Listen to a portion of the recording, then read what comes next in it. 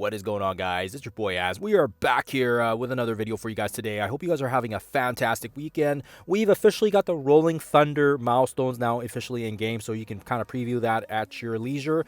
And as you can see here, we are going to be aiming for the 7 red to make it easier for a lot of people, because I'm sure a lot of people want to aim for that 7 red. I feel like in terms of materials and the cost investment, it's the most reasonable. And on top of that, it's only 10,000 points. From a previous from a previous raid before the first edition of this, it was quite significantly higher. And as you guys can see here, they have reduced it quite a bit. So now it's only 10,000 points, which basically means you only need about 3 to 4 nodes per run of it. It's going to run 3 times. The raid's going to come basically every couple days, and it's going to reset, and then it's going to come back in another 2 days, and then lastly it's going to have a third run on the Friday, essentially, when it starts on the Monday event. It starts, and then it's going to have again on Wednesday, and then it's going to end on the Friday. So if you're able to do 3 or 4 nodes the first day, great, you're going to be in solid shape. And then you're able to do 3 or 4 nodes the next one, then you're going to be putting yourself in a situation here. Not only that, but if you are going to be aiming for this one as well, you are going to get some of those T3 L5s as well, which will help out if you are kind of aiming for that Blue Marvel. So let's actually kind of jump in here quickly into the raid section here. So the raid is obviously not available just yet, but we can preview it. And as you can see here, the first section is going to be the easiest section. It's going to have no trait requirements. This is the one where you basically can plow through it with vigilantes, but for myself, I like to keep my vigilante with cooldowns. So if you guys are able to use any mythic characters, like if you've got Odin unlocked, if you got Super Scroll, if you got Null, Shadow King, that's all going to work. You're going to be able to auto that like nothing. The second node is the Stormbound node. This is going to be the first time you're going to be able to use either Immortal Weapons, or you're going to be able to use your Brimstone here.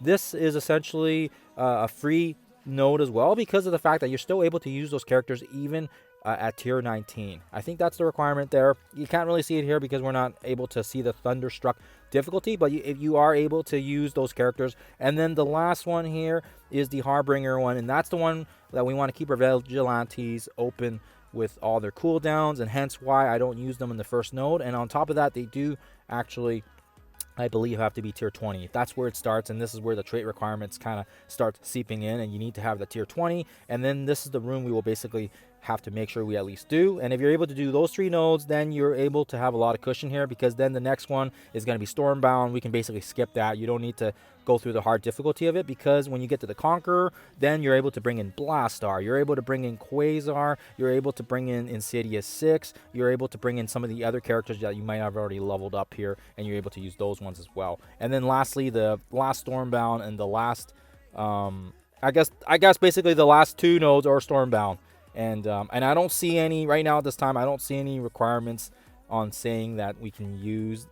There was rumors floating around that we may be able to use the Winter Guard. So until that it's actually live in game, we won't be able to see that in person. But hopefully it gives you guys an idea. And like I said, I'll run to my roster here so you guys can have a quick peek here. So as I already said, the first node, you're able to kind of use vigilantes. The second one, you're able to actually go in with Brimstone here. So I actually have this in the wrong category. All my Brimstone is tier 20. So but you are able to use the tier 19 ones, or if you have Immortal Weapons as well. I think for most people, they will have Brimstone already unlocked. And if you've already done the first run of this way back in November, I think lots of people have already geared up some of these characters. Brimstone is also needed for the battle world.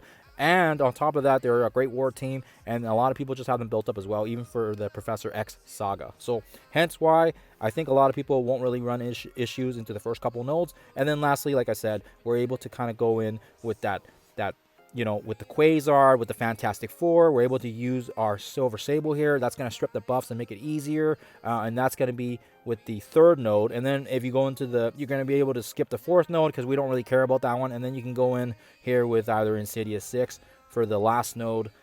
You can go in with Blastar. You can do a sack wave with Fantastic Four. It gives you a lot of options here. But basically, you want to be able to do 3 or 4 nodes, and it's going to give you that easy 6 to 7 red unlock. It hopefully makes a lot of sense for you guys. We'll just go back here, and like I said, I think for the 6, you only really need to do 8,500 points, which is equal to about 3 nodes per raid sesh. And if you're able to do more than 3, and you just hit once on the 4th, then you're going to be able to get 10 shots or 10,000 points, and that's going to award you the 7 red and the purple L5s as well. that come with it. So hopefully this has helped you guys out. This is a just short and quick video, and I will make some gameplay video as well. But if you guys are curious and you guys want to get a sneak peek ahead, I do have some links in the description there, and I'll put it in the comments as well, so you guys can have 2 places where you can see it. But that's just my footage from when I played through it, and I was able to get about 6 out of the 7 nodes done. The second last Stormbound node, I wasn't able to get through it, but yeah. And on top of that, I don't really have much commentary on there, so you basically just watch it and listen to some nice music. Otherwise, guys, hopefully helps you guys out. We'll see if we can get some gameplay footage tomorrow for you guys when it actually goes live. And other than that, I guess just be aware that with regards to this event as well, we also have the Multiversal ThunderStrike event that's taking place, and this is going to be the first time we're able to get these fractals. So make sure you guys are doing the raids, participate in it, and make sure you're also collecting the fractals, because if you don't collect it, we're going to lose it, and it's going to be around, I think, for a week or something like that. Usually these global events are usually pretty awesome, and they usually max it out pretty quickly. So make sure you guys are doing it. Make sure you guys don't miss out on that. Otherwise, it's a lot of free stuff, and it's going to give us a head start into Chapter 4. So that's all I got for this one, guys. Thank you for watching as always, and I will catch you guys in the next one.